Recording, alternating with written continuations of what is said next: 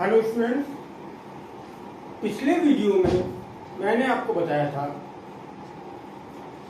कि और उसके पहले स्टार्टिंग में मैंने बताया कि पोटेंशियल क्या होता है, कैसे डेवलप होता है, ठीक है। उसके बाद potential due two point charge, potential energy, ये आप पिछले वीडियो में देख सकते हैं, ठीक है। आज मैं आपको बताने जा रहा हूं कि potential due to a dipole. ठीक, डाइपोल क्या होता है ये मैं आपको बता चुका हूं इलेक्ट्रिक फील्ड वाले चैप्टर में। डाइपोल क्या होता है बेटा, ये आपको अच्छी तरह से पता है। अब डाइपोल की वजह से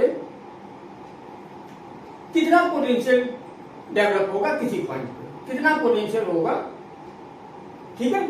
चलिए हम स्टार्ट करते हैं। देखिए डाइपोल आपको पता है 2.4 शॉर्ट डिस्टेंस पे रखे हूं, -q +q, ठीक है। और इनके बीच की डिस्टेंस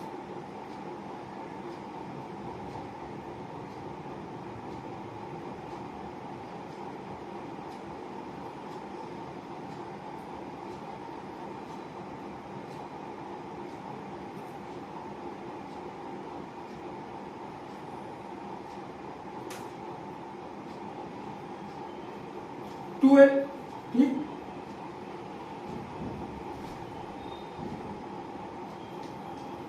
सपोज दैट, देखिए वैसे तो हम इसको कई तरह से कर सकते हैं।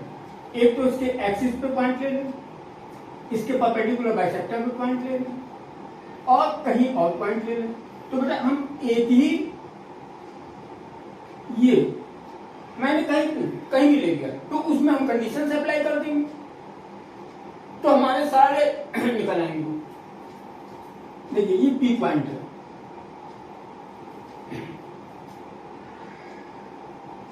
इसके सेंटर से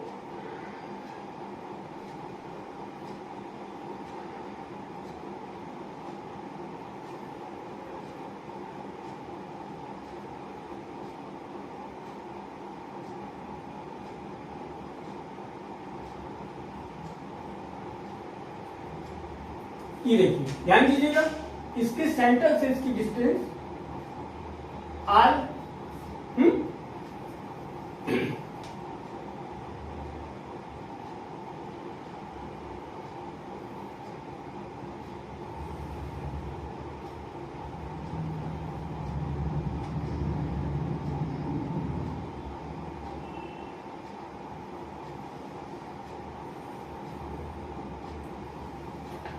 ये देखिए, ठीक है।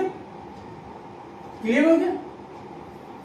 अब यहां से और यहां से डिस्टेंस क्या होगी, इसको भी मैंने परपेंडिकुलर ड्रॉ कर दिया।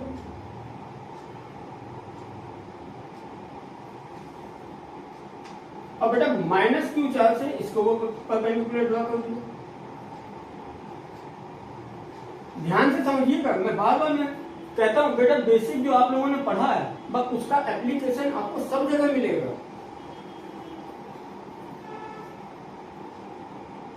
ये point A,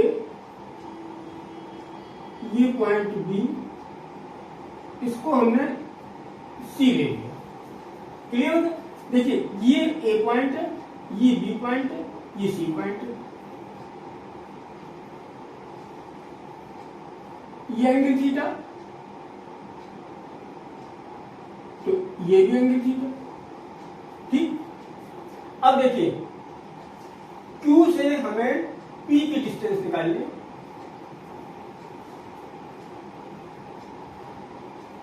A B C, बेटा इस पॉइंट को कुछ कंसीडर कर लेते हैं D, और ये पॉइंट E। अब देखिए AE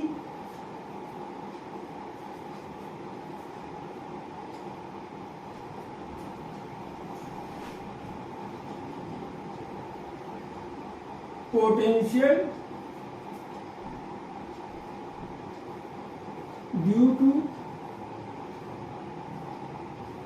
एन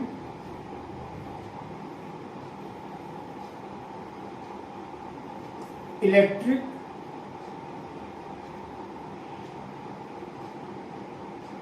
डाइपोल। ठीक, हमको डीपी चाहिए, टीपी चाहिए। ठीक है, अब देखिए ये मैंने परपेंडिकुलर ड्रॉ किया, ये परपेंडिकुलर ड्रॉ किया। ठीक, अब देखिए पहली कंडीशन ध्यान रखिएगा, R is much greater than L। पहली कंडीशन तो ये।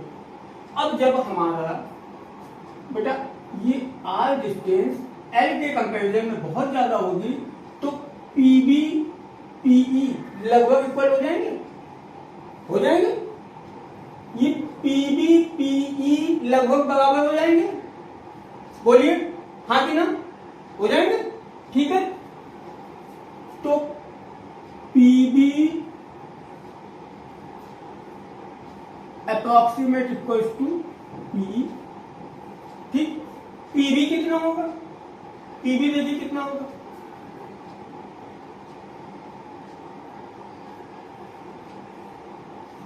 PA minus AB।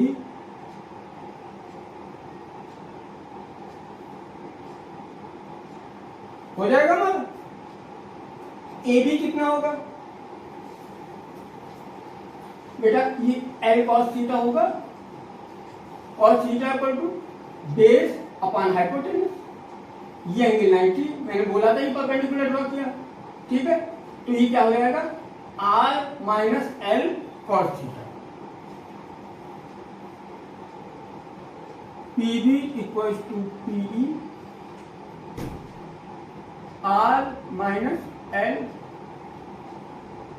cos theta. अब देखिए PD कितना हो जाएगा, इसी तरह से PD हमारा PC के लगभग बराबर होगा, तो PD कितना हो जाएगा,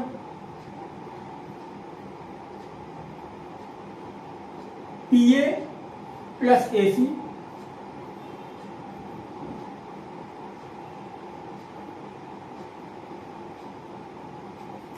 PD हमारा हो गया R plus L cos theta. ठीक है, अब इसके पहले क्योंकि हम प्रूव कर चुके हैं कि पॉइंट चार्ज की वजह से कितना पोटेंशियल होता है, तो पोटेंशियल ड्यू टू -2 V1 मान लेते हैं।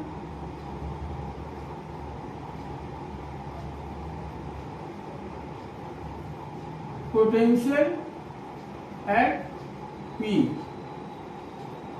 Due to -2 V1 1/4 pi epsilon naught -Q upon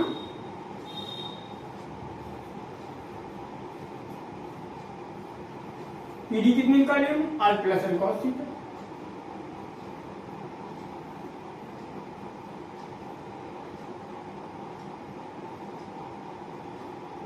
ठीक है, potential at P due to +2 charge, इसको V2 मान लेते हैं। 1/4 pi epsilon naught Q upon R minus L cos theta. ठीक है, अब देखिए नेट पोटेंशियल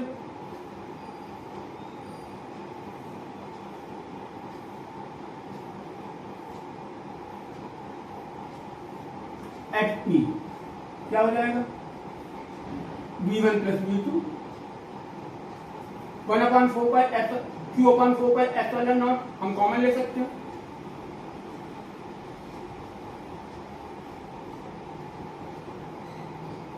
बेटा अंदर क्या बचा, 1/R minus L cos theta minus 1/R plus L cos theta.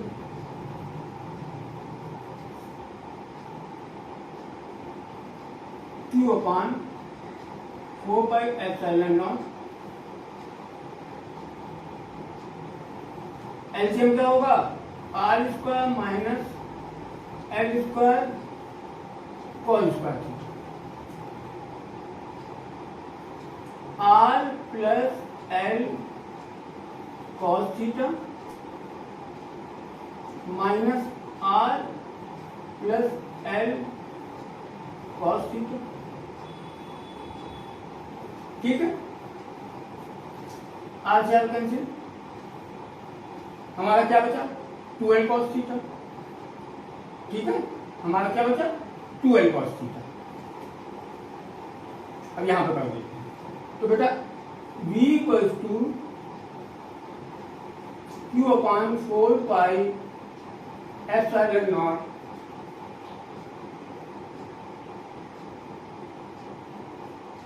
2l cos theta upon R square minus L square cos square theta. ये आपको पता है कॉस थीटा की value maximum value 1, minimum value -1, और बेटा का स्क्वायर हो जाएगा तो और भी कम हो जाएगी। तो L is already much less than R, L square will be much less than R। अब क्या करें, एल स्क्वायर कॉस थीटा को कॉस स्क्वायर थीटा को हम इग्नोर कर देते हैं।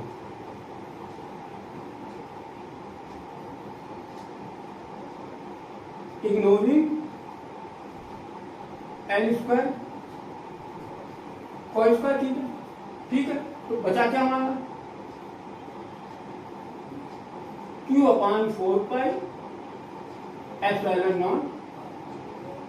2ql। बेटा क्या होता है p cos theta upon R square. ठीक है, ये हमारा आ गया 2ql को हमने p लिख दिया 1 अपॉन आ गया हमारा। अब हम दोनों कंडीशन इसमें देख लेते हैं।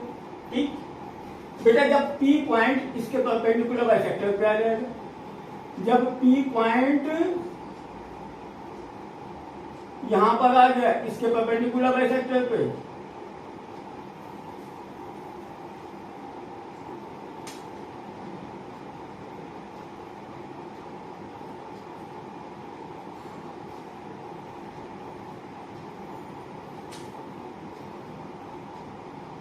यहां पे आ गया तो थीटा कितना हो गया 90 डिग्री। तो फर्स्ट केस कौन सा होगा, broad side on position,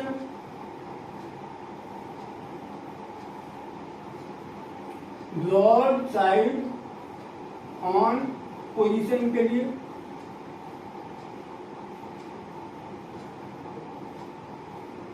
theta equals to 90 degree, B equals to 0। ठीक है, अब यही पी पॉइंट अगर इसके एक्सिस पे आ गया,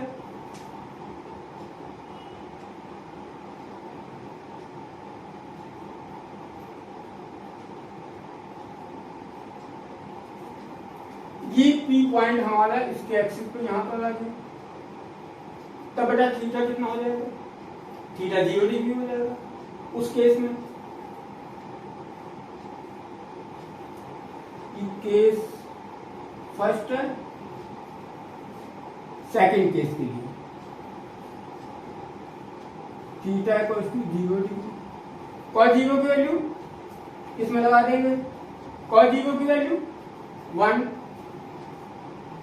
B equals to 1 upon 4πε0 P upon R. ये एक्सप्रेशन हमारा है। ठीक है, इसको नोट कर लीजिए। तो अब देखिए ये है इसके परपेंडिकुलर बाइसेक्टर पे कोई भी पॉइंट हम लेंगे 0 पोटेंशियल होगा। सपोज दैट हमारे डायपोल के दोनों चार्ज एक्स एक्सिस पे रखें, हमारे दोनों चार्ज एक्स एक्सिस पे रखें, तो बेटा जीरो पोटेंशियल सरफेस कैसी होगी? हमारी जीरो पोटेंशियल सरफेस कैसी होगी? देखिए हमारे डायपोल के दोनों चार्ज इधर और इधर रखे हुए, ठीक है। तो इसका ये जो जीरो पोटेंशियल सरफेस कैसी होगी? YZ plane. समझ में आया? इसकी जीरो, इस डायपोल की जीरो पोटेंशियल सरफेस होगी वाईजेड प्लेन, और वो क्या होगा? प्लेन होगा, ठीक है ना। वो क्या होगा? प्लेन होगा, और वो वाईजेड प्लेन होगा। ये देख रहे हैं, ये एक्स एक्सिस है, ये वाई एक्सिस है, ये जेड एक्सिस है, ठीक। अगर ये दोनों हमारे डायपोल रखे हुए तो जीरो पोटेंशियल सरफेस, देखिए यहां पे भी सब जीरो होगा, यहां पे भी जीरो होगा। क्यों बेटा? ये डिस्टेंस इक्वल है, चार्ज इक्वल है, ठीक। तो ये हमारी कौन सी हो जाएगी? वाईजेड प्लेन जो होगा वो हमारा जीरो पोटेंशियल सरफेस कहा जाएगा। क्लियर हो गई बात? माइंड में बिल्कुल इमेज बनाइए। अगर फिजिक्स पढ़नी है तो इमेज बनाना सीखिए, समझ गए? चलिए अब अगला टॉपिक,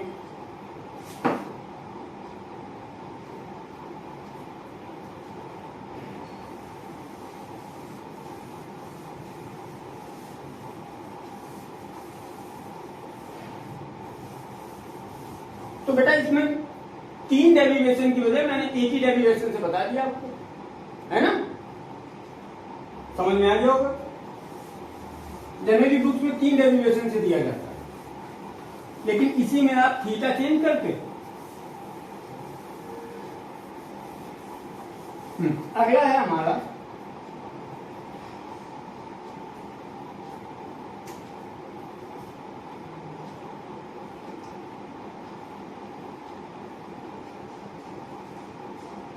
पोटेंशियल ग्रेडियंट।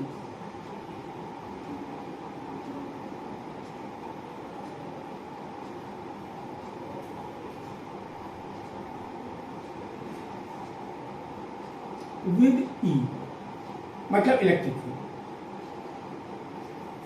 अच्छा पिछले वाले में देखो उसका वेक्टर फॉर्म अगर आपको निकालना तो कुछ नहीं करना है, आर से ऊपर इसे मल्टीप्लाई कर देना। अब देखिए पी कॉस थीटा, ठीक है, P vector quantity, R vector quantity, ठीक, डिस्प्लेसमेंट। अब देखिए आर और P R P cos theta, और हमारा पोटेंशियल क्या? स्केलर क्वांटिटी, तो उसका स्केलर प्रोडक्ट निकाल देंगे, यानी पी डॉट आर, और नीचे आर क्यूब हो जाएगा, आर स्क्वायर की जगह आर क्यूब हो जाएगा। क्लियर? हाँ अब देखिए ये कोई चार्ज है क्यू, ठीक है, प्लस क्यू।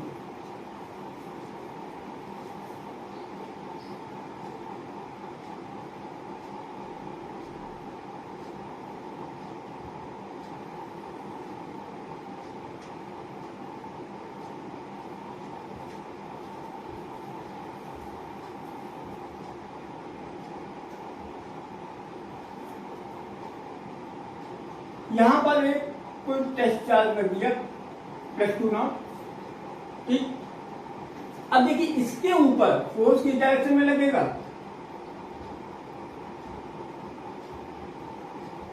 इस डायरेक्शन में लगेगा। हमको क्या निकालना? पोटेंशियल। पहले तो पोटेंशियल ग्रेडियंट समझिए होता क्या। देखिए ये इलेक्ट्रिक फील्ड ऐसी ऐसी होगी,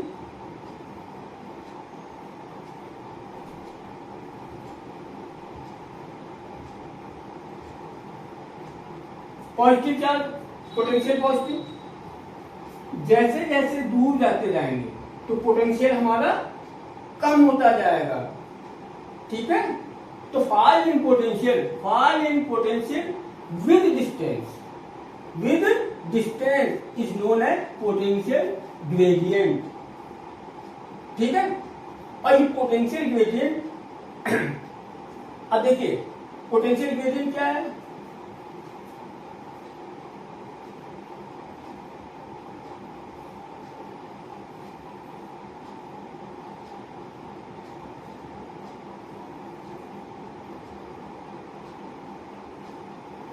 minus dv dr minus M, इसलिए कि डिस्टेंस बढ़ने से पोटेंशियल कम हो रहा है। ठीक, यहां पर है। अब देखिए force on Q not,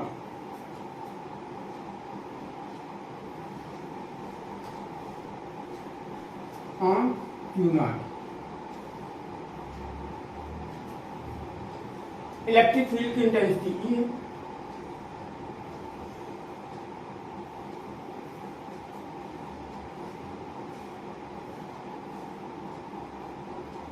Q not ई, ठीक। अब देखिए हमने इसको थोड़ा सा यहां तक शिफ्ट किया, ये बी पॉइंट है, ये ए पॉइंट मान लेते हैं। बेटा ये डिस्टेंस, छोटी डिस्टेंस दिया, ठीक है। वर्क डन, इसको यहां से यहां पर शिफ्ट किया। ज्यादा डिस्टेंस इसलिए नहीं ले सकते, क्यों नहीं ले सकते, दिमाग लगाइए। ज्यादा डिस्टेंस इसलिए नहीं ले सकते कि बेटा फोर्स वेरी कर जाएगा, फोर्स वेरी कर जाएगा, इसीलिए dr टेंड्स टू 0। समझ में आ गया? हम छोटी डिस्टेंस क्यों लेते हैं? क्योंकि अगर डिस्टेंस ज्यादा लेगी, सपोज दैट यहां से यहां, तो बेटा f चेंज हो जाएगा। f चेंज हो जाएगा तो हम उसको कांस्टेंट कैसे मान सकते हैं? इसलिए छोटी डिस्टेंस लेते हैं। ये सब छोटी छोटी चीजें हैं, ये आपको कॉम्पिटिटिव एग्जाम में बहुत हेल्प करेंगी। क्यों ना टी, अब छोटी डिस्टेंस तो वर्क डन भी छोटा, छोटी डिस्टेंस वर्क डन भी छोटा, तो dw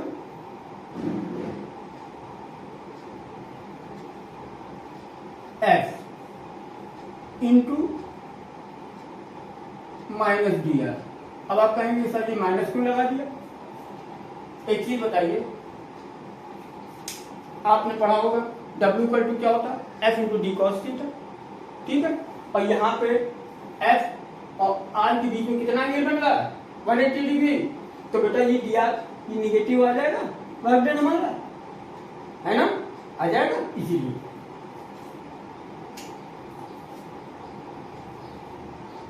dw F की क्यू लगा दो, Q not E,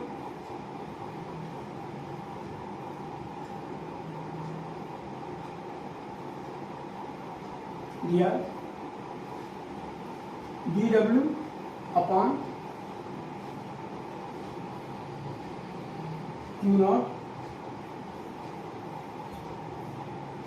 minus E dr, ठीक है।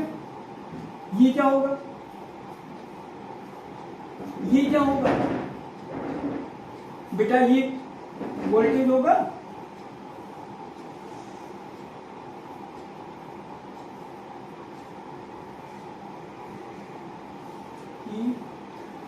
dr, ठीक है।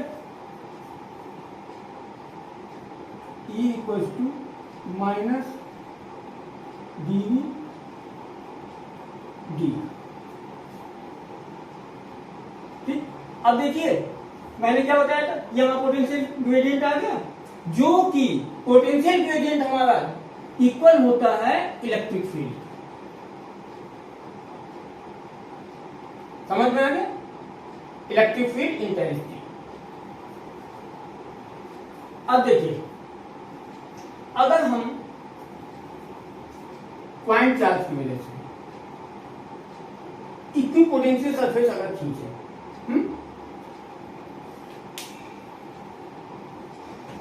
ये पॉइंट चार्ज है, ठीक है, ये पॉइंट चार्ज है, इसकी वजह से इक्विपोटेंशियल। तो बेटा एक डिस्टेंस ले, अब इस स्फीयर खींच ले, आ जाएगी। क्योंकि किस पे डिपेंड करता, केवल डिस्टेंस पे तो डिपेंड करता पोटेंशियल हमारा। इक्विपोटेंशियल मतलब उस सरफेस पे हर जगह पर हमारा पोटेंशियल सेम, ये तो है। तो पॉइंट चार्ज है अगर, तो इक्विपोटेंशियल सरफेस हमारा कैसा आएगा,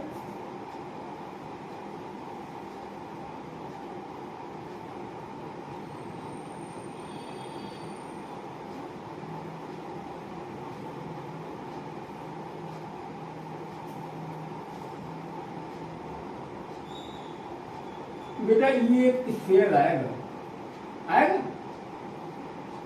देखिए electric field plus Q charge,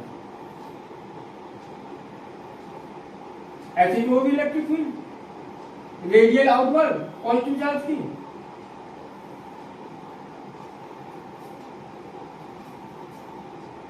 इस सरफेस पे जितने भी पॉइंट हैं हर पॉइंट का पोटेंशियल सेम होगा। ठीक, तो देखिए पहला तो ये कि इक्विपोटेंशियल सरफेस जो होती है तो इलेक्ट्रिक फील्ड उसके परपेंडिकुलर होती है। पहला पॉइंट क्या है, ई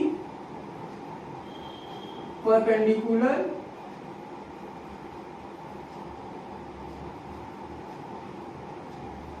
टू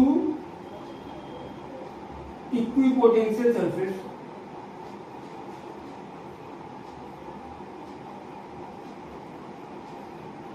सेकंड,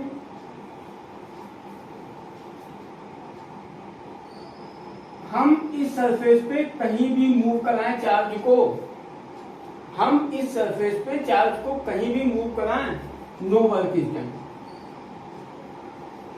ये दो प्रॉपर्टी बहुत इंपॉर्टेंट है, याद रखनी चाहिए।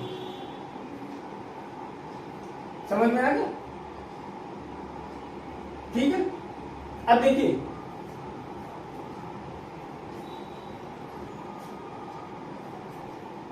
ये तो सिंगल चार्ज की इक्विपोटेंशियल सरफेस है। सपोज दैट दो चार्ज हैं, उनकी कैसे होगी?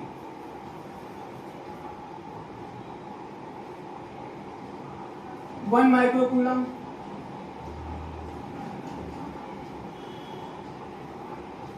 Four microcoulomb. तो बेटा देखिए इसकी इक्विपोटेंशियल सरफेस कुछ इस तरह की है।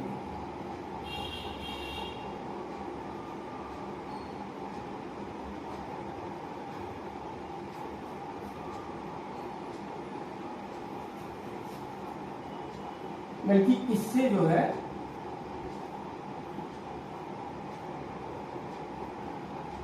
कुछ इस तरह की बनेगी, थोड़ा कॉम्प्लिकेटेड होगी इस तरह।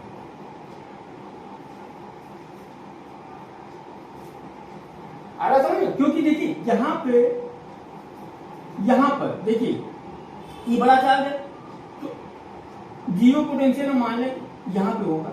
क्यों? क्योंकि ये बड़ा चार्ज है डिस्टेंस कम, ये छोटा चार्ज है डिस्टेंस ज्यादा। ठीक, इसी तरह से हम ये मान लें, ऐसे बन जाएगा है?